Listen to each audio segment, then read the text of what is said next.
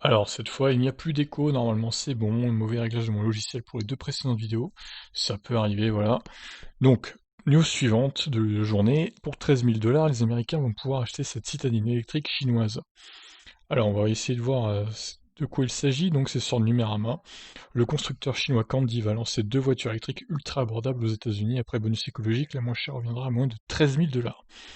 Alors déjà, ce qui me fait tiquer, c'est qu'on parle de ultra abordable à 13 000 $. C'est pas très très logique.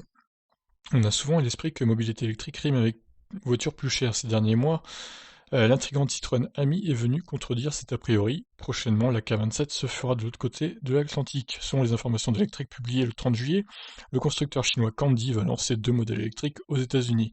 La moins chère reviendra à 13 000 $, après bonus écologique, ce qui en fera la voiture la plus abordable outre-Atlantique. Les K27 et K23 seront les premières voitures électriques chinoises à être commercialisées aux États-Unis, la firme ayant reçu l'autorisation d'importer deux de ses produits en février 2019. Au regard des tarifs pratiqués, elle a dans l'idée d'opter pour une stratégie très agressive en baissant le prix plancher de la voiture électrique. Une conférence sera diffusée en ligne le 18 août pour lancer les précommandes. Dans un premier temps, les K27 et K23 au design très cubique seront proposés aux habitants de la région du Texas, où la branche américaine de Kandi a pris ses quartiers. Alors regardez cette voiture qui est vraiment assez moche, hein, très cubique comme ils disent. Franchement, est-ce que les Américains vont vouloir de ça? Moi je suis pas sûr du tout, hein.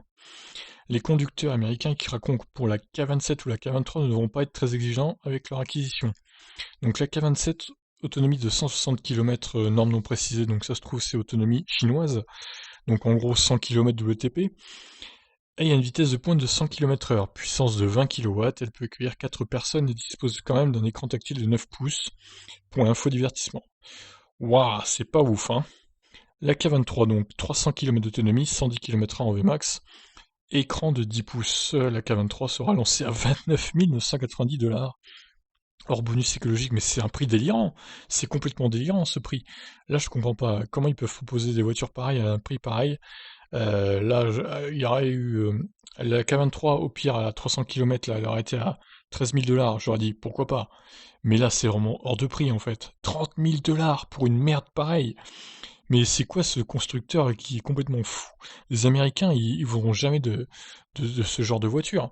Et même l'intérieur est moche, hein, clairement. Donc là, je comprends pas la logique de ce constructeur. Ils vont droit dans le mur aux États-Unis. Donc ils ont déclaré la mission de Kandi est de rendre les voitures électriques accessibles à tout le monde. Avec ces deux premiers modèles, nous lançons une évolution automobile qui permettra à chacun, qu'importe son statut social, d'acquérir un modèle électrique fiable et technologique, explique Johnny Tai, CEO de Kandi America. Pour le moment, l'entreprise asiatique peut profiter du bonus écologique très important pour appuyer sa stratégie. Ouais, eh ben, pour le coup, personne ne voudra de ces voitures. C'est vraiment hors de prix pour ce que c'est. Je comprends pas là. Franchement, l'autonomie est ridicule, le design est ridicule, la puissance est ridicule, tout est ridicule, le prix est ridicule, donc c'est vraiment de la merde. Pour résumer, on peut dire ça comme ça, je pense. Donc voilà, j'ai rien de plus à dire sur cette voiture qui n'a aucun intérêt. Le constructeur Kandi, je pense qu'il va pas faire long feu aux États-Unis. Voilà, je vous laisse réagir. Qu'en pensez-vous? Ciao.